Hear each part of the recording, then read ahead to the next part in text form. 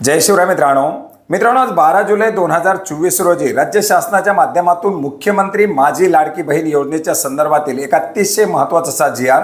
निर्गमित करून या योजनेमध्ये काही बदल, या योजनेची व्याप्ती वाढवण्याच्या संदर्भातील निर्णय घेण्यात आलेला आहे, ज्याच्यामुळे राज्यातील लाखो महिलांना दिलासा मिळणार आहे.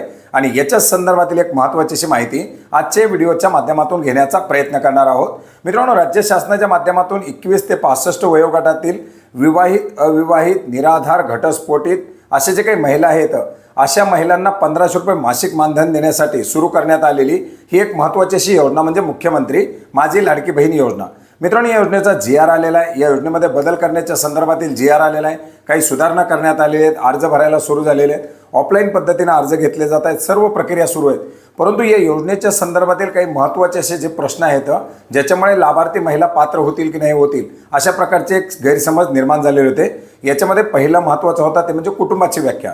आपण पहिल्या वेळेसुद्धा हीच मागणी केली होती की जोपर्यंत कुटुंबाची व्याख्या क्लिअर केली जात नाही तोपर्यंत लाभार्थी म्हणून पात्र कोण होणार आहे हे समजलं जाणार नाही.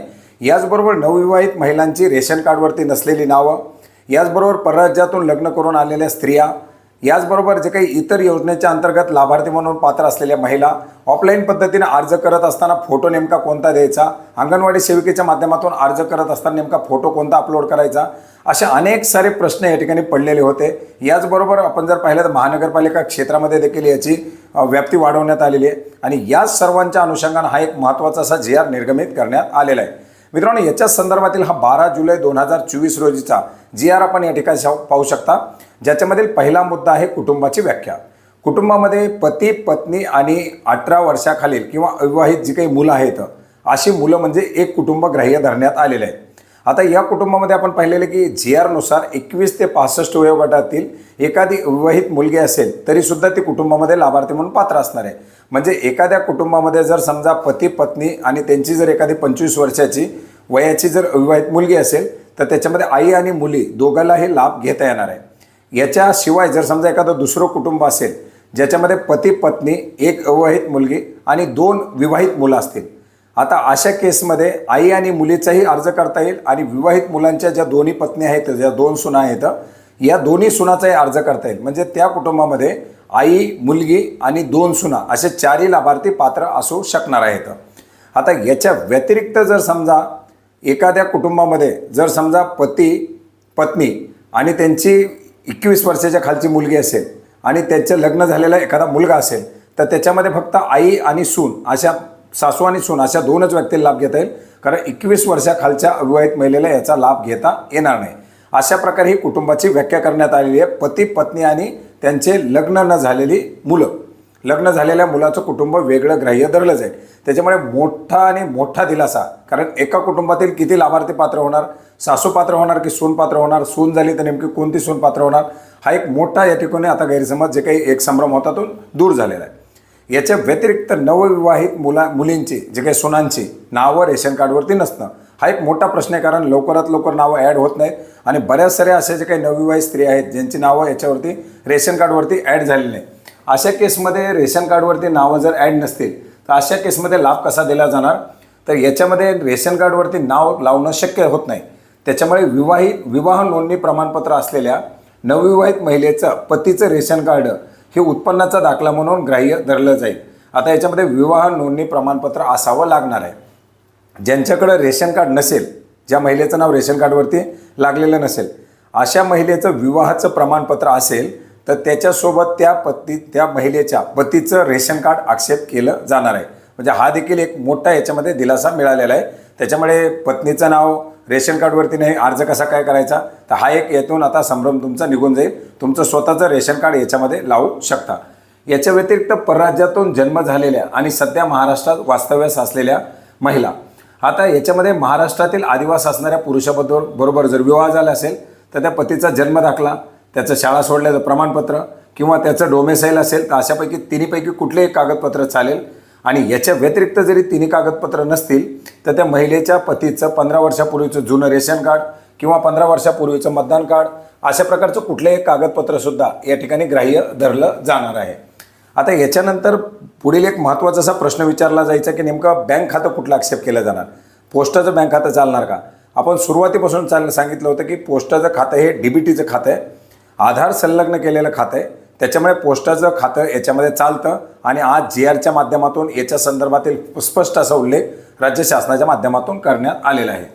याच्यानंतर नागरी आणि ग्रामीण भागातील बालवाडी सेविका, अंगणवाडी सेविका, त्यांचे समूह संघटक, मदत कक्ष प्रमुख, आशा सेविका, सेतू सुविधा केंद्र, आपले सरकार सेवा केंद्र यांना पात्र महिलाचे अर्ज भरून घेण्यासाठी प्राधिकृत करण्यात येत आहे.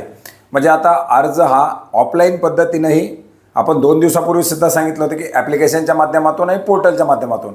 आता याचं पोर्टल साधारणपणे 18 तारखेपर्यंत लॉन्च केलं जाणार आहे. 17 ते 18 तारखेपर्यंत याचं पोर्टल आपले सरकार जे सेतू केंद्र आहेत यांच्यासाठी ओपन केलं जाणार आहे. तर ऑनलाईन पद्धतीने ॲप्लिकेशन करता येणार आहे.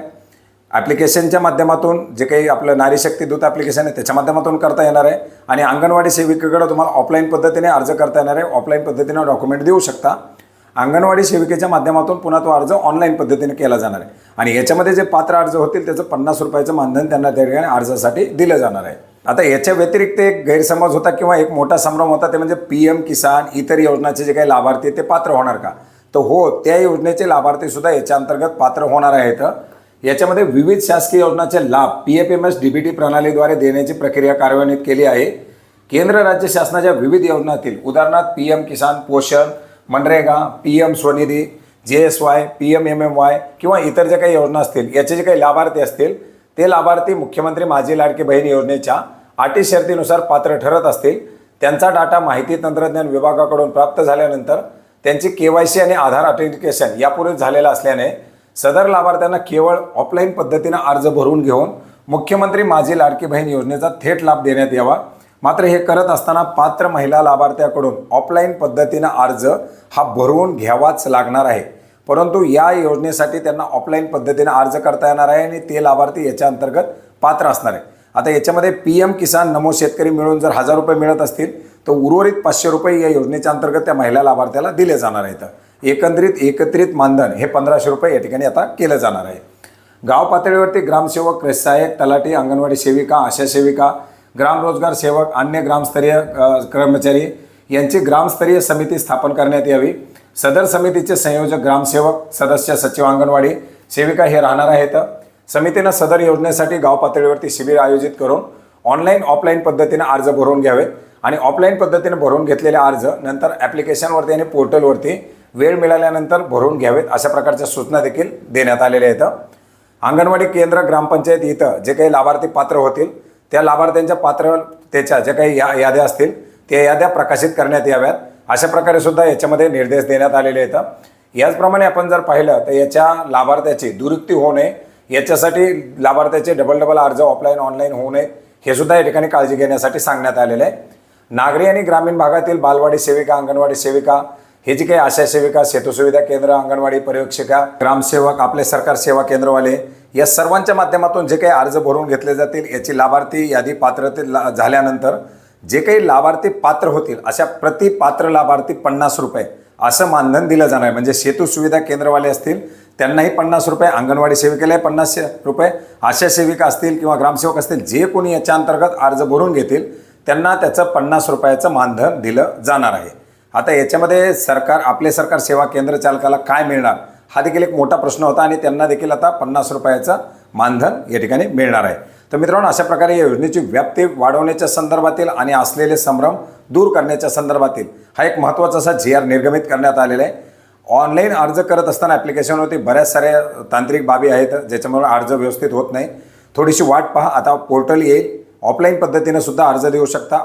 पोर्टल सुरू झाल्यानंतर आपले सरकार सेवा केंद्र जे आहे त्याच्या माध्यमातून अर्ज करू शकता आणि पोर्टल ॲप्लिकेशन सुरळीत झाल्यानंतर थोडं व्यवस्थित झाल्यानंतर आपण स्वतः देखील ॲप्लिकेशनच्या माध्यमातून अर्ज करू शकता.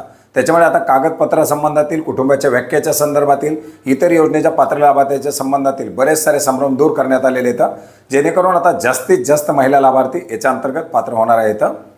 धन्यवाद.